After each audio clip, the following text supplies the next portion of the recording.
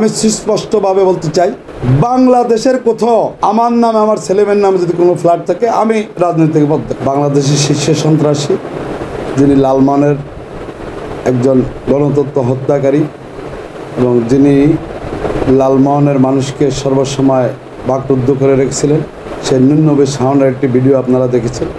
আপনারা ইতিপূর্বে দেখছেন একটি ভিডিও কল ভাইরাল হয়েছে। টানা সপ্তমবারের মতো বেস্ট টিস্যু পেপার ব্র্যান্ড হিসেবে স্বীকৃতি পেয়েছে বসুন্ধরা টিস্যু। বাংলাদেশের শীর্ষ সন্ত্রাসী যিনি লালমনের একজন গণতন্ত্র হত্যাকারী এবং যিনি লালমোহনের মানুষকে সর্বসময় বাকরুদ্ধ করে রেখেছিলেন, সে ন্যূনবে সাউন্ডের একটি ভিডিও আপনারা দেখেছেন। উনি শেখ হাসিনাকে বলতেছে 20 লাখ লোক রেডি, ঢাকা আক্রমণ করবে, লালমন থেকে 2 লক্ষ লোক ঢাকায় যে কোনো সময় নেবে। সেটা আপনারা সবাই দেখছেন। এরই আলোকে আওয়ামী লীগের সেক্রেটারি ফখরুল আদার ওনার বাড়িতে, নিজ বাড়িতে ওনার ভাই চরবর্তী ইউনিয়ন যুবল আওয়ামী লীগের সহসভাপতি, উনি ওনাদের একটি বাসায় সন্ধ্যার পরে ওনার স্কুলে মিটিং করতেছিল। সেই মিটিং দেখে সহবত কারণে এলাকাবাসী উত্তেজিত হয়ে তাদেরকে এই মিটিং প্রতিরোধ করার জন্য এবং সেখানে আক্রমণ। তো সেই আক্রমণে তথাকথিত যাকে আমরা ইতিপূর্বে এই ফখরুল আদার সাথে সুসম্পর্কের জন্য এবং আওয়ামী লীগের সাথে সুসম্পর্ক রাখার কারণে এদেরকে আমরা কমিটি থেকে বাদ দিয়ে নতুন একটি কমিটি দিয়েছিলাম, যেটা চরবর্তী ইউনিয়নের সভাপতি কালাম সরকার এবং সাধারণ সম্পাদক মতো। তো উনি সেখানে উনি ছিল এবং হয়তো ওনাকে কিন্তু ঘটনার ভিতরে মারির ভিতরে উনি পড়ছে। এখন উনি ওনাকে দাবি করে সেক্রেটারি থেকে একটা সংবাদ দেখলাম যে চরবর্তী ইউনিয়ন বিএনপির সাধারণ সম্পাদক। তো আপনি ভাই একটা দায়িত্বশীল জায়গা থেকে এই কথাটা বলছেন। এখন আমি যদি বলি আমি বাংলাদেশ বিএনপির মহাসচিব, সেটাই কি আপনি লিখে দেবেন নাকি? যাচাই বাছাই করতে লাগবে।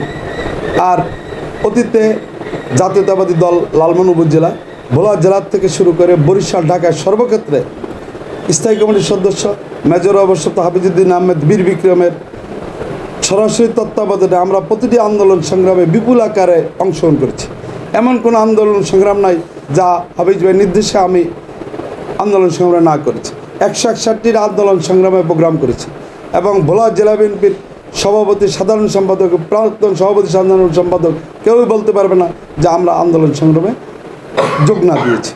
এবং 16 বছর এই লালমনের একটা আমার ওয়ার্ড বিএনপির ছাত্রদলের কর্মীর থেকে শুরু করে মোট 98টি মামলা এই লালমন দিয়েছে এবং এমন কোনো লোক নাই অত্যাচারের শিকার না হয়েছে, আমাদেরকে বাড়ি ঘরে আসতে দেন। তো এখন ইদানিং দেখতেছি আমাদের কিছু আওয়ামী বিএনপি যারা আওয়ামী লীগের সাথে অতীতে 16 বছর আতাত করে খেয়েছে, বর্তমানে তারা পায়তারা করার চেষ্টা করছে এবং বিএনপিকে একটা অস্থিতিশীল পরিবেশে ফেলানোর জন্য আওয়ামী লীগের অর্থায়নে এই সমস্ত তথাকথিত আওয়ামী বিএনপিরা এই লালমন বিভিন্ন ধরনের প্রভাবকাণ্ড ছড়াচ্ছে। বাংলাদেশের ইনশাল্লাহ আল্লাহ হাজির নাজির করে বলতে পারি, মাননীয় ভারপ্রাপ্ত অ্যাক্টিং চেয়ারম্যানের প্রত্যক্ষ তত্ত্বাবধানে বাংলাদেশের একটি আসন যদি কনফার্ম থাকে, সেটা হলো মেজর অবসর হাফিজউদ্দিন আহমেদ বীর বিক্রমের এই ভোলা 3। ইনশাল্লাহ আমরা ওনাকে এই আসন উপহার দেব। ষড়যন্ত্র থাকবেই এবং অবাক লাগে 16 বছর যারা খেয়েছেন আওয়ামী লীগের সাথে আতাত করে, আওয়ামী লীগ তো আসেনি, কিছু নামদারি বিএনপি যারা 16 বছর খেয়ে এখন অস্থিতিশীল পরিবেশ করার চেষ্টা করতেছেন। ইনশাল্লাহ জাতীয়তাবাদী দল লালমন উপজেলা ঐক্যবদ্ধ মেজর হাফিজের নেতৃত্বে এবং আমাদের এখানে কোনো রকম গ্রুপিং লবিং নাই। ইতিপূর্বে ওনাকে একটা সই দিয়েছে প্রাক্তন, যাকে আরও 11 বছর আগে আমরা রেজুলেশন করে আওয়ামী লীগের সাথে আতাত করে চলে দেখে এবং জাতীয়তাবাদী দলের 11 বছর আগে কোনো প্রোগ্রাম আগের প্রাক্তন সাধারণ সম্পাদক না করাতে আমরা উপজেলা বিএনপি তাকে রেজুলেশন করে অব্যাহতি দিয়েছি, মাননীয় অ্যাক্টিং চেয়ারম্যান বরাবর দরখাস্ত করে অব্যাহতি দেওয়ার পরে পরবর্তী একটি আহ্বায়ক কমিটি হয়। আমরা ওই আহ্বায়ক কমিটি আসার পরে এই এককভাবে সই দেওয়া, যিনি আওয়ামী লীগের একটি ফখরুল আদার সাথে সেক্রেটারির সাথে আতাত করে চলতেন, তারই বাড়ির খোকন আবি আবদুল্লাহ, খোকন সিদ্দিক, যার জন্য আমরা তাদেরকে এই পদ থেকে অব্যাহতি দিয়ে দিছি। এটা হলো সম্পূর্ণ বানোয়াট কথা।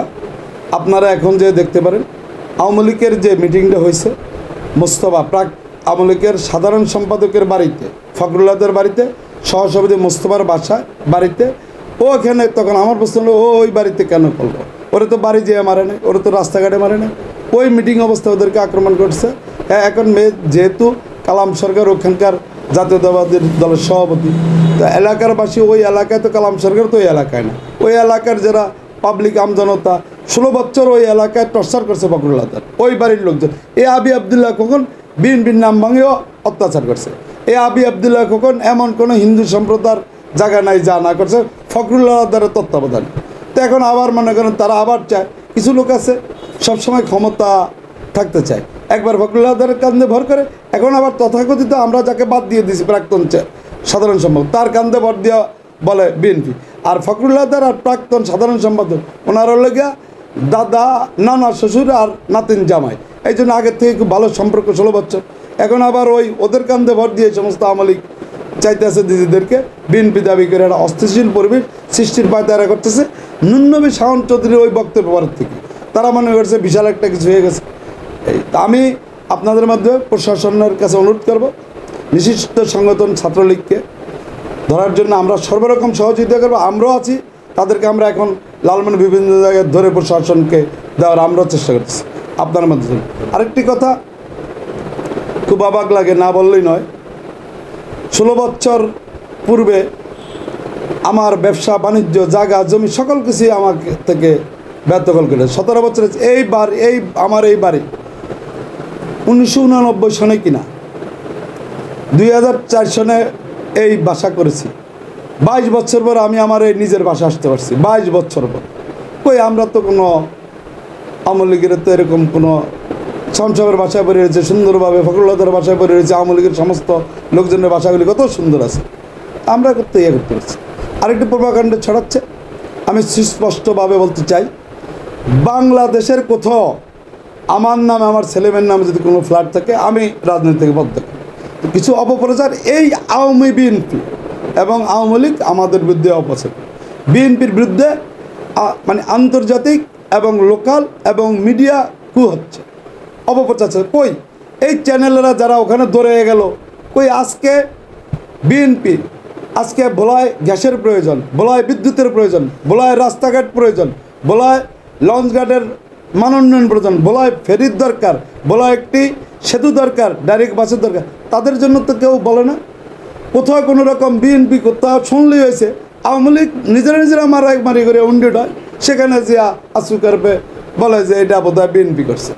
এই যে অপপ্রচার, আশা করি এই অপপ্রচার ইনশাল্লাহ বন্ধ হবে এবং আমরা আশা করি আপনাদের মাধ্যমে অপপ্রচার বন্ধ হোক এবং সত্যিকার বস্তুনিষ্ঠ যেটা সত্যিকার ঘটনা আপনার মাধ্যমে সেই সত্যিকার ঘটনাগুলি উঠে আসুক।